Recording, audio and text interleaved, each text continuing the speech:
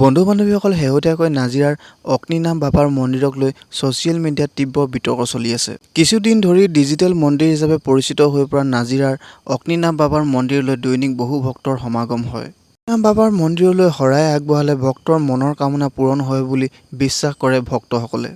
আৰু যিসকলে অগ্নিনাভ বাবাৰ মন্দিৰলৈ যাব নোৱাৰে তেওঁলোকৰ বাবে অনলাইন জৰিয়তে শৰাই আগবঢ়োৱাৰ ব্যৱস্থা কৰিছিল মন্দিৰৰ পৰিচালনা কমিটিয়ে। প্ৰতিদিনে অগ্নিনাভ বাবাৰ পূজাৰ দৃশ্য ছ'চিয়েল মিডিয়াত লাইভ কৰা হয়, যাৰ বাবে এই মন্দিৰভাগক ডিজিটেল মন্দিৰ বুলিও আখ্যা দিয়া হৈছে।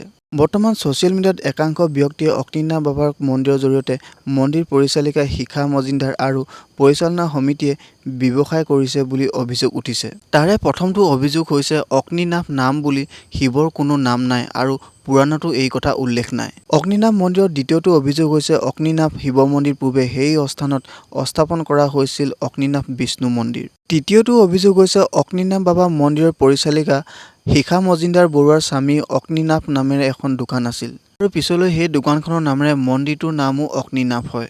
চতুৰ্থ অভিযোগটো হৈছে জাগ্ৰত জ্যোতিৰ্লিংগ বুলি মানুহৰ মাজত প্ৰচাৰ চলোৱা অগ্নিনাভ মন্দিৰৰ শিৱলিংগ আচলতে ক'ভিডৰ সময়ত চিমেণ্টেড নিৰ্মাণ কৰিছে বুলি স্বীকাৰ কৰিছে শিখা মজিনদাৰে। পঞ্চম অভিযোগটো হৈছে অনলাইন সেৱাৰ বাবে ৫০১ টকা লোৱাৰ লগতে মন্দিৰৰ প্ৰসাদৰ বাবতো মন্দিৰৰ পৰিচালনা কমিটিয়ে ১০১ টকাৰ মাননি ভক্তৰ পৰা লয়। আৰু শিখা মজিনদাৰ জাগ্ৰত শিৱ মন্দিৰ পৰিচালনা কৰিব পৰা গুণ নাই বুলি একাংশ আধ্যাত্মিক ভকতে অভিযোগ কৰিছে।